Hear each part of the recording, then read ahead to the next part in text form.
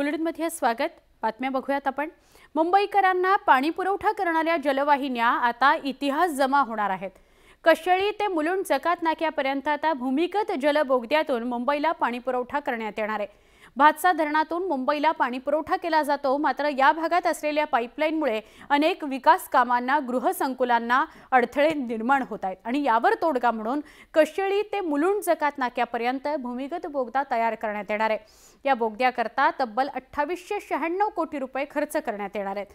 दरम्यान हा प्रकल्प कितपत यशस्वी होतो हे येत्या काळात पाहणं महत्त्वाचं ठरेल।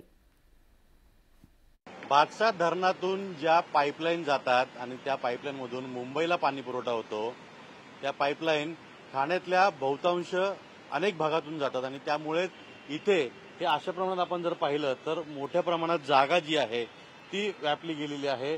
गृहसंकुल असतील, मोठमोठे प्रोजेक्ट असतील, त्याच पद्धतीनं रस्ते असतील किंवा काही प्रकल्प असतील, याकरता या पाईपलाईन ज्या आहेत त्या अडथळा निर्माण होत आहेत आणि वेळोवेळी याच्यावरती तोडगा काढण्यात आलेला आहे, पण तो तोडगा जो आहे तो अंतिमपर्यंत म्हणजे शेवटापर्यंत पोहोचला नव्हता।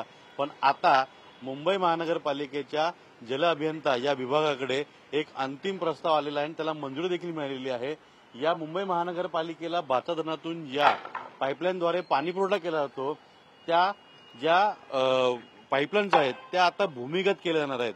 याआधी भूमिगत पाईपलाईन माध्यमातून त्या सर्व पाईपलाईन ज्या आहेत त्या जमिनीमधून खाली गाडल्या जाणार होत्या, पण आता हा प्रकल्प जो आहे सुरुवातीला हा बाळकुम ते मुलुंड टोल नाका, मुलुंड जकात नाका जो आहे तिथपर्यंत केला जाणार होता, पण आता हाच प्रकल्प जो आहे तो पुढे कशेळीपासून ते थेट मुलुंड जो जकात नाका आहे तिथपर्यंत केला जाईल।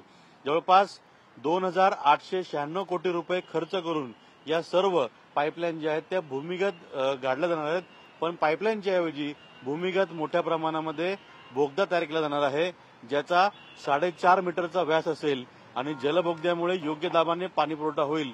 सर्वात उंच भागापर्यंत पाणी पुरवठा करणं शक्य होईल। व्हिडिओ जर्नलिस्ट गणेश काळेसह अजित मांढरे, न्यूज 18 लोकमत, ठाणे।